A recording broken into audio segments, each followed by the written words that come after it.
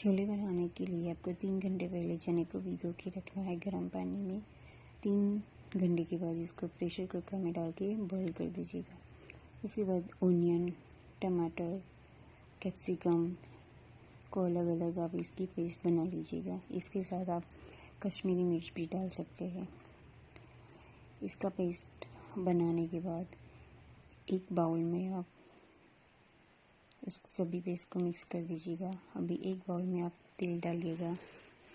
तेल थोड़ा गर्म हो जाए अच्छे से, तभी पूरा जो पेस्ट आपने बनाया है वो डाल दीजिएगा। उसके बाद इसके अंदर छोले मसाले का जो मसाला रहता है, किचन किंग या फिर बादशाह या फिर एवरेस्ट का जो मसाला रहता है छोले में, तो वो मसाला डालिएगा 1 चम्मच बड़ा।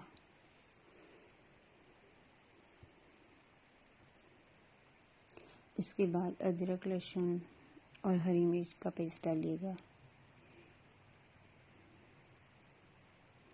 अच्छे से उसको मिक्स कर दीजिएगा और ये जो पेस्ट है, ग्रेवी है, उसको अच्छे से उबालिएगा।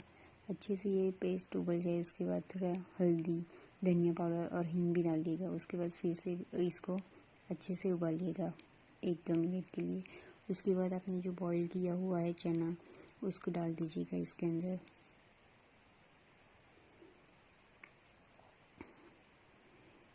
इसके बाद आपको 5-10 मिनट अच्छे से उबालना है इसको। जितना ये मसाला गरम होगा, यानी कि जितना ये ग्रेवी और चना दोनों उबलेंगे, उतना इसका टेस्ट अच्छे से आएगा। इसका टेस्ट और इसकी खुशबू भी बहुत बढ़िया आएगी।